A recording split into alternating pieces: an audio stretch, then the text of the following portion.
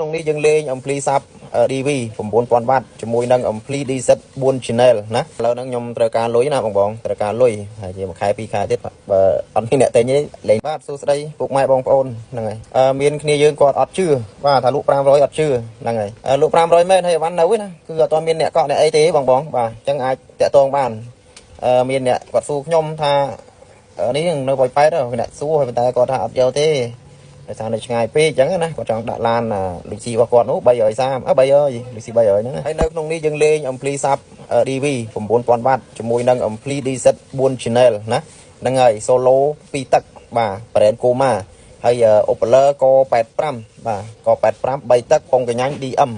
ហ្នឹងហើយវាដែរ220បាទកម្រាស់25 2ជាន់ណាហ្នឹងហើយពោះទីតាំងខ្ញុំនៅភ្នំពេញបាទក្រោយស្ថានីយ៍បូមទឹកបឹងតំពុនណាហ្នឹងហើយផ្លូវ371ណាស្ថានីយ៍ទី2ណាចូលមកក្រោមតិចហ្នឹងតាក់ទងតាមលេខទូរស័ព្ទខ្ញុំមកឬក៏ Telegram មកគឺអត់ពិបាករកទេកន្លែងខ្ញុំអត់បាក់រកទេងាយរកណាបាទតាក់ទងតាម Telegram តាម chat តាមអីមកហ្នឹងហើយតាក់ទងមកខ្ញុំបានហើយដោយសារឥឡូវហ្នឹងខ្ញុំត្រូវការលុយណាបងត្រូវការលុយហើយជាមួយខែ2ខែទៀតបើអត់មានអ្នកទិញទេលេងលក់វិញហ្នឹងហើយបាទតែថាឥឡូវខ្ញុំត្រូវការលុយធ្វើឃ្លាំងបាទទិញអីវ៉ាន់បន្ថែមដាក់ឃ្លាំងដាក់អីចឹងណាហ្នឹងហើយសនុកមានអីវ៉ាន់ស្តុកទុកឲ្យបងហ្នឹងហើយបាទនេះដែរគឺ